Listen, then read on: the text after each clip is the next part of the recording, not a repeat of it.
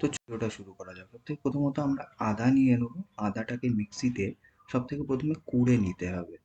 তারপর আদাটা কুড়ে নেওয়ার পর যে মুগ ডালটা নেওয়া আছে, মেন যে ইনগ্রিডিয়েন্ট এই রেসিপির, ওটাকে ওভারনাইট আমরা রাত্তিরে ভিজিয়ে রাখবো জলে 8 থেকে 9 ঘন্টা, বা অ্যাটলিস্ট 5 থেকে 6 ঘন্টা। তারপর ওই জলটা ছেঁকে নেবো।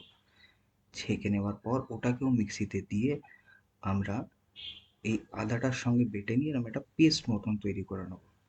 তারপর এটা পেস্ট তৈরি করার পর এখানে আলাদা আলাদা ইনগ্রিডিয়েন্ট ব্যবহার করা যায়। আমি এখানে ওয়াসাবি সস ব্যবহার করেছি লেবু লঙ্কার জায়গায়। এর সাথে একটু জোয়ান দেবো, যেটা একটু হজমে সাহায্য করবে। তার সাথে আমি এখানে ব্যবহার করছি চালের আটা, মানে চাওয়াল আটা। এটা 2 চামচ, আমরা 2 স্কুপ ব্যবহার করেছি, তার সঙ্গে একটু নুন। এবার মেন কাজটা শুরু করা যাক। তো সবথেকে প্রথমত প্যানটাকে একটু গরম করে নেবো, ওখানে একটু তেল ব্রাশ করে নেবো। দিয়ে যে হাতাটা হবে, হাতাটা নিয়ে আমরা ওটা প্যানের ওপর আস্তে আস্তে দিয়ে ঘোরাতে থাকবো। আর খুব আস্তে আস্তে একই ডিরেকশনে চেষ্টা করো তোমরা ঘোরাতে, যাতে ব্যাটারটা বা ধোসার যে ফ্লোটা ওটা খারাপ না হয়ে যায়। আর চেষ্টা করো ছোট ছোট তৈরি করতে।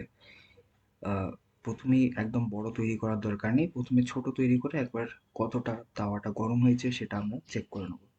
আচ্ছা, তারপর আরেকটা জিনিস বলি, এটা বানানো খুবই সোজা। ধোসা বা পিঠের মতন শক্ত নয় এটা। এবার তুমি চাইলে এটা কোনো হাতা দিয়ে উল্টোতে চাইলে উল্টোতে পারো, বা আমি এখানে হাতা, আমার একটু প্র্যাকটিস আছে তো আমি এটাকে এরকম তাওয়াতে ফ্লিপ করে নিচ্ছি। ফ্লিপ করে নিয়ে এবার এটাকে আমি থালায় নেবো। এবার থালায় নিয়ে এটাকে আমি এখানে যে তেঁতুলের চাটনি তার সঙ্গে খাচ্ছি।